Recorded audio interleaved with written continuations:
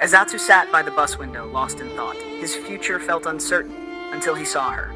Lily, she was breathtaking, like a princess from a childhood story.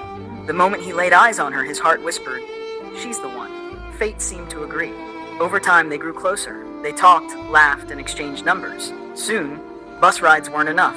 They met outside, spent hours together, and found comfort in each other's company.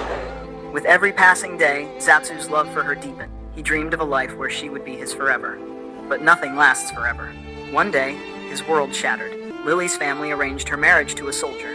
She didn't resist. No pleas, no rebellion, just quiet acceptance. Zatsu was devastated. The love of his life was slipping away, and there was nothing he could do. Heartbroken, he walked away. But just as he was trying to move on, Lily came back. Tears filled her eyes as she begged him to trust her once more. "I will marry you. I will leave everything behind in November," she whispered. Zatsu hesitated, but his heart wouldn't let him refuse. He still loved her. He wanted to believe in their love, in their dreams.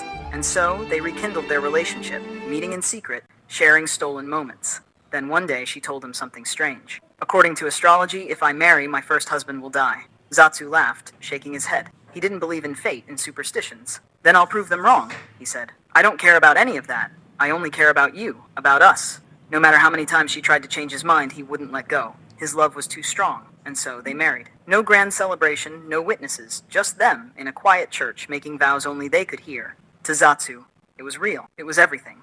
She was finally his. That night, they checked into a hotel, basking in the happiness of their secret union. He felt victorious. But love can be deceiving. Days later, Lily invited him over. She smiled as she handed him a cup of herbal tea. He had always teased her about drinking it, but this time she urged him to try it. "Just for me," she said sweetly.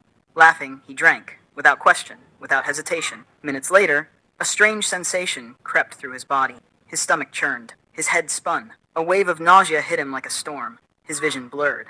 His limbs weakened. He stumbled outside, vomiting violently. Panic set in. Something was terribly wrong. He was rushed to the hospital, but the sickness worsened. He couldn't even swallow water. His body trembled. His voice faded. His strength drained with every second. As he lay there, barely clinging to consciousness, he saw his dreams slipping away. The love he cherished, the future he had fought so hard for, it was all fading before his eyes. He reached out, trying to hold on to it, but there was nothing left to grasp. Tears rolled down his cheeks as darkness swallowed him whole. And just like that, everything was over.